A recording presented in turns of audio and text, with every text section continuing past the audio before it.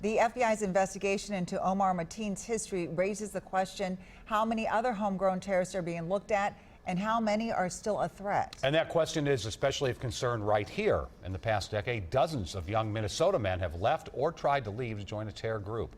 Esme Murphy's with us now. Esme, I know you're getting some idea of just how widespread this FBI monitoring is, not only here in Minnesota, but across the country. Well, that's right, Frank. We actually have a pretty good idea from the head of the FBI himself, James Comey. In a visit to Minnesota just 6 days ago, Comey said the FBI was investigating close to 1,000 people for terror ties. The Bureau has close to 1,000 open cases in all 50 states focused on people who are at some stage between consuming the poison from the group we call ISIL to acting on that poison, either by traveling or by moving towards violence here in the United States. By consuming the poison, the FBI director was referring to watching ISIS propaganda videos.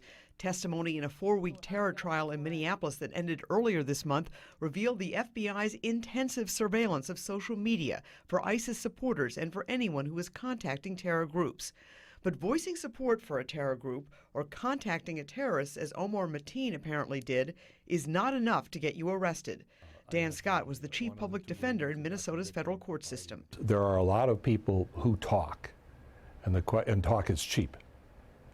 It's whether they're going to act. In the Minnesota terror trial, 3 young men were convicted for their actions, all found guilty of trying to leave the country to join ISIS. All face life in prison.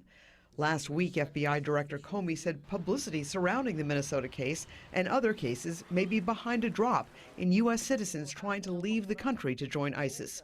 But the drop also left him fearing the very route Omar Mateen took. Which is a more disturbing possibility, is that people are staying home because they know we might catch them if they travel and looking to do things on behalf of the Islamic State at home. Now, the FBI says while Mateen was on a terror watch list, he was later taken off the list because the FBI believed his link to terror groups was minimal. Now, the nearly 1,000 cases the FBI referenced last week are open cases. We don't know how many Omar Mateens there are, people who were investigated but were no longer on the FBI radar but could still pose a threat. Well, yeah, which is a scary thought, Esme. Very scary. What level does this have to rise to, or what standard is there before law enforcement gets more actively involved? Yeah, it's not enough just to communicate or to voice support for ISIS, just as distasteful as that is. You have to provide what's called material support. That could be sending money or trying to leave the country to join ISIS. All right. Esme, thank you.